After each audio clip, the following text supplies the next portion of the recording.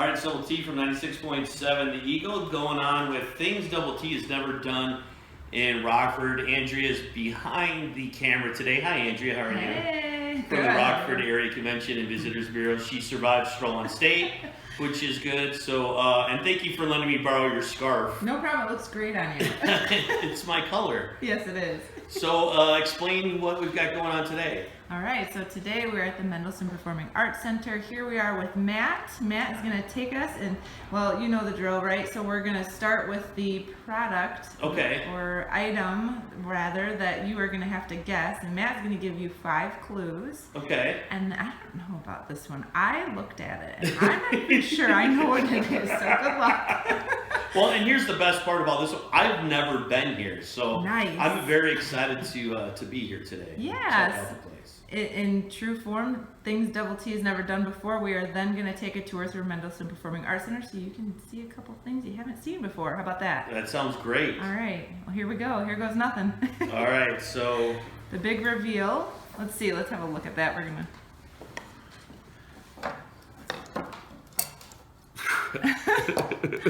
I don't want Still don't know what that is. to. No. You might want the first clue. Yeah, I'll take my first clue, please. All right, clue number 1. The Greek engineer Ctesibius of Alexandria is credited with inventing this object in the 3rd century BC. Wow, I missed that class. I have no idea. Ready for clue number 2? Yes, please. All right, this might help you out a little bit more. Okay. Ray Nelson was the first person to use this at a Major League Baseball game on April 26, 1941 at Wrigley Field. I don't know. Nope. Keep going, please. All right, sure. Clue number 3. These are parts of a much larger object. I'm gonna guess a camera. No, not a bad guess though. Okay. No. And clue number 4 sort of goes along with clue number 3. Okay. So these smaller parts are organized into divisions and ranks. Is it a flag? No. No. Okay. I guess I have All one right. more clue. Number 5, yeah. We made this clue just for you. So, Okay. So this ought to be, Okay. hopefully we did all right. This object made Keith Emerson, John Lord, and Ray Manzarek famous. Oh, would that be like an organ? That's right. Those are Yes. organ pipes. All right. Yes. All right. So, well, very, very cool. So I'm gonna do something with an organ. We're gonna see an organ. Yeah, today? we're going to show you the pipe organ, the big pipe organ. Oh, that's really, really cool. Well, awesome. I look forward to seeing that and the rest of Mendelssohn Performing Arts Center. Looking forward to taking you around. Thank you so much. We're at the Mendelssohn Performing Arts Center, and introduce us to our guest. Yes, so for your tour today, we thought it would be best to have Matt Bushel, program coordinator, come with us to go through the Performing Arts Center to give us a little glimpse of what you can expect when you come here. And there's so much going on, so what better way to have you going to take us through and tell us a little bit about what's happening in the coming months. Sure. Well, this Friday, December 1st at 7:30, we have a Christmas holiday concert featuring Camerata Emanon. They're a local chamber choir, and there's 3 different organists that will be playing, and it's going to be a great time. Audience sing-along as well, some Christmas carols, so it'll be a lot of fun. And then our next big concert is in January. It's Duo Sonidos. It is a guitar and violin duo. Oh, okay. And they're going to be really good. Very.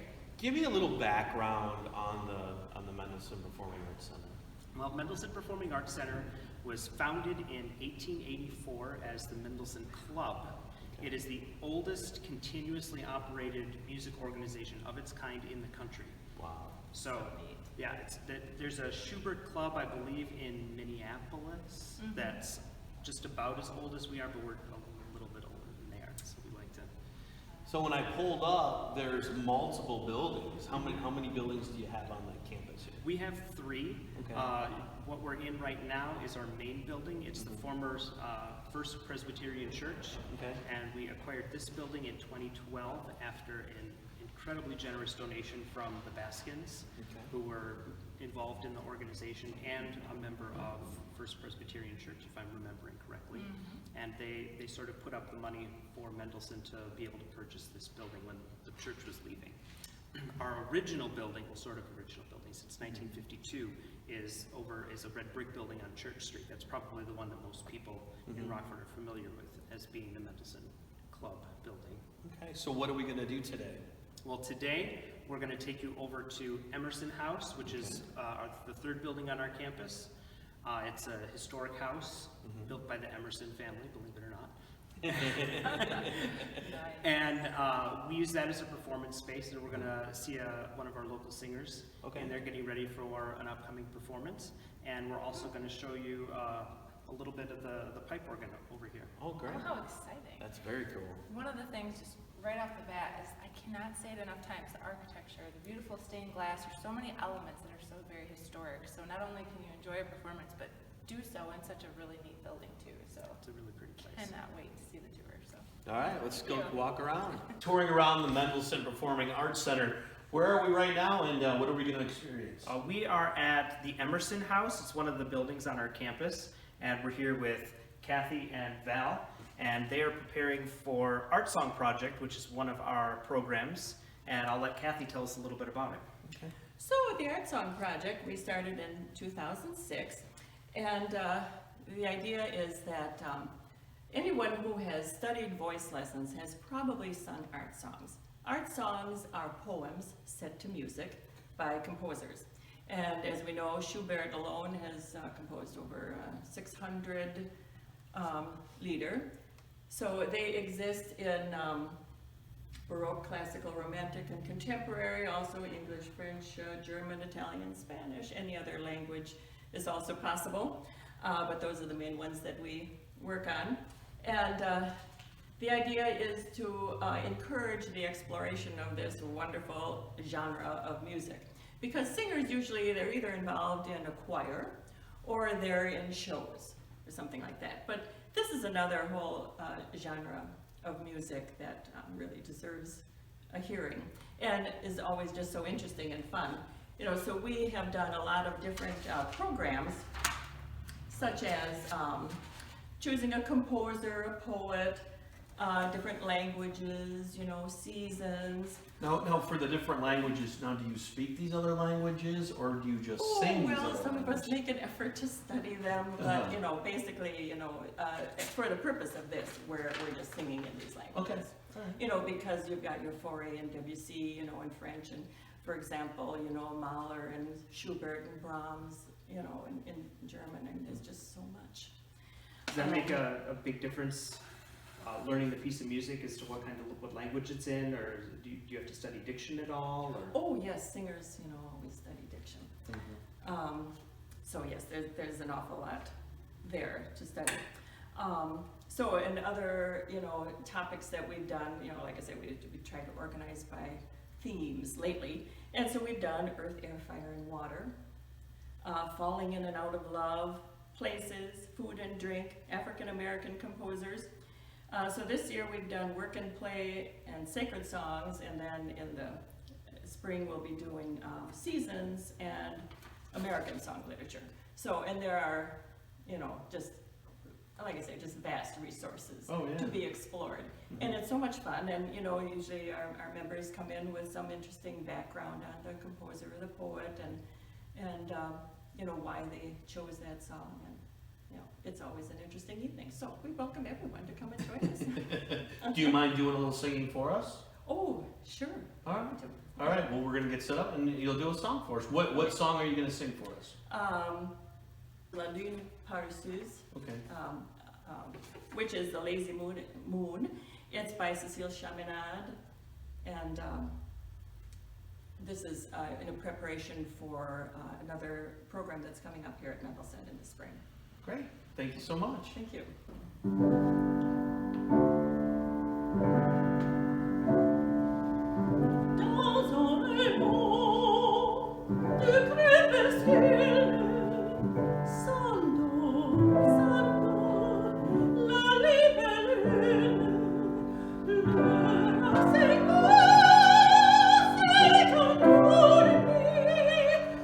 Sing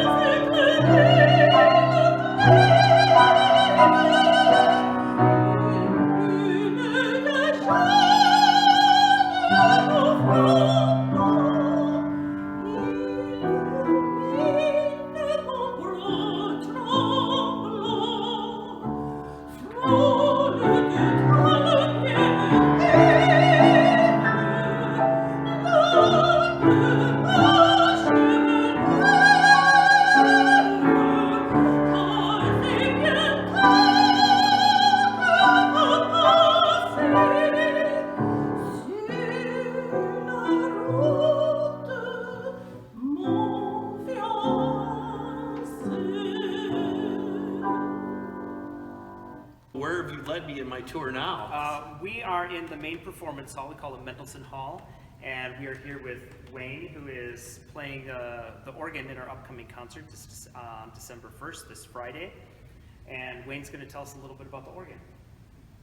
Pipe organs are basically wind instruments, and it's a set of tuned whistles, you might think of it. And you can take a pipe out of the organ and actually blow on it, and you get it to produce a pitch. And that's what, so each note has its own pitched whistle, and they say it's the wind that's provided is produced by an electric motor, so you don't have to have somebody back there pumping or blowing it or whatever. But the console is where we're sitting here, and this is the control panel pretty much for all of the pipes. And we have different manuals, like three different keyboards here. And each keyboard is hooked up to a separate wind chest. So you have a wind chest with pipes on over here. Another keyboard is hooked up to a wind chest with pipes on over to the right, say, and one was maybe like toward the back of the instrument, that sort of. And also, in addition to the three manuals here, we have a pedal keyboard, which is kind of interesting. You play with your feet, that sort of thing. And so each set of keys, whether it's played with your hands or your feet, are hooked up to a separate set of pipes, so that it all has its own voice. It's like a separate voice of an orchestra. So you can select something as divergent as. That's my best imitation of an oboe for any oboe players who might be present, or flutes.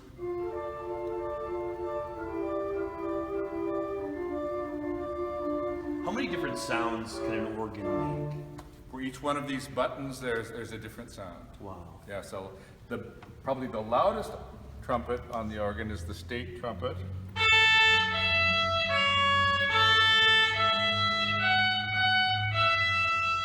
Now that'll wake you up. Yeah, it will. Especially if you do chords. Oh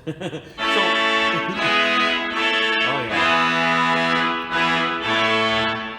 I need that as my alarm. There you go. Yeah. You can record it, take the little audio clip, and put it right on your alarm. Yeah. What got you started playing organ? I always played piano when I was at home, and I went to the University of Iowa, and I went to a couple of organ concerts, and they would intrigue me.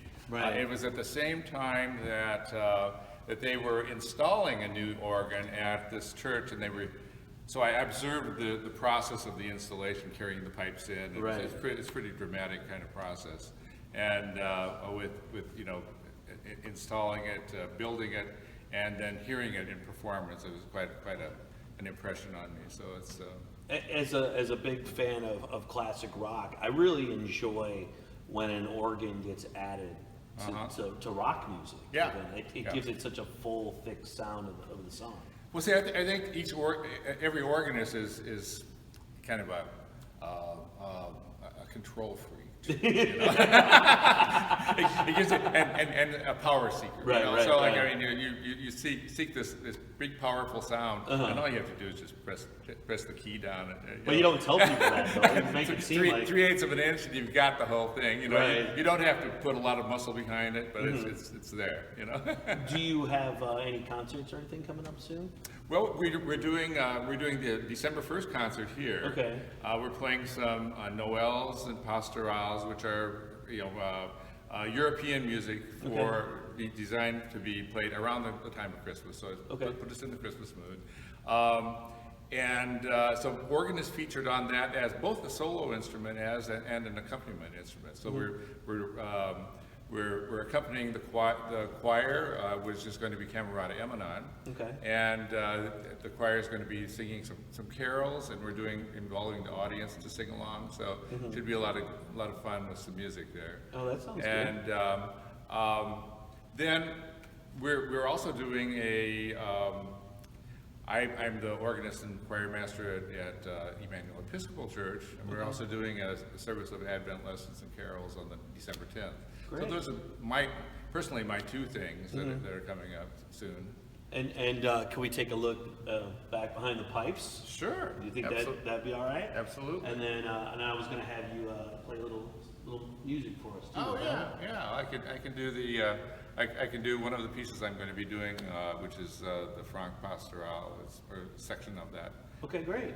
Okay. All right. Well, we'll let you play, and then we'll go check out the behind the pipes. How's that sound? Okay, great. Thank you.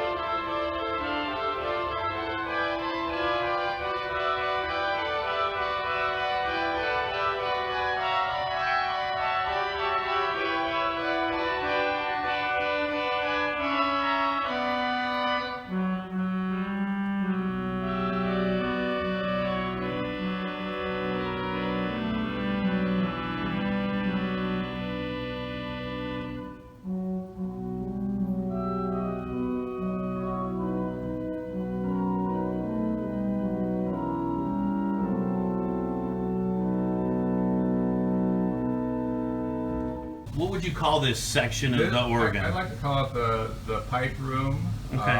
Where it's where the workings of the organ are. Okay. And all of the pipes here that are functional, they actually produce the sound of the organ. They're sitting above on this table, and then underneath of the table is where the wind comes in. And there's a wind box underneath, and then there's a series of valves, underneath each of the pipes that actually activates each pitch.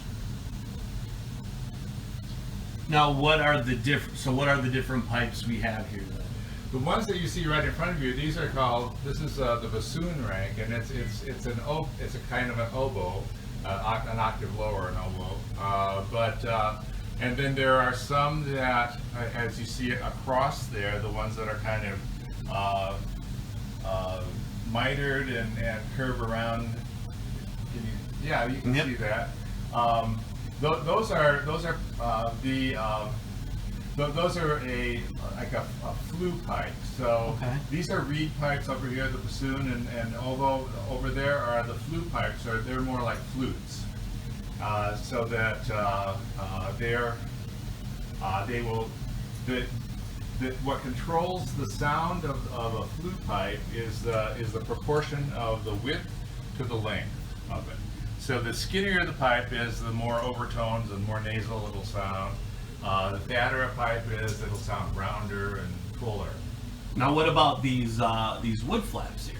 The wood flaps those are the shutters. They actually move with a foot pedal, so you can open them and close them, and it controls the shading of the sound. So like it might make it sound farther away and closer up, kind of thing.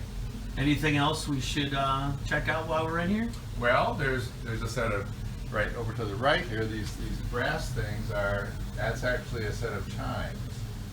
So those are bells. So those are the 3 different kinds of things back here. Yeah. Well, great. Well, thanks for showing us. You bet. Thank you, Matt, so much for the tour. It's been a great experience. Tell us a little bit about this hallway. It's one of the first things I noticed when we walked in. Well, this is what we call our Wall of Fame. It's signed photos of a good number of the performers we've had at Mendelssohn over the years, not just in this building, but in the old building as well. Okay. So do you know the oldest picture that you have? I know that it's a tough Off the one. top of my head, no, but I know there's some that go back to the 40s and 50s. Oh, wow. Yeah.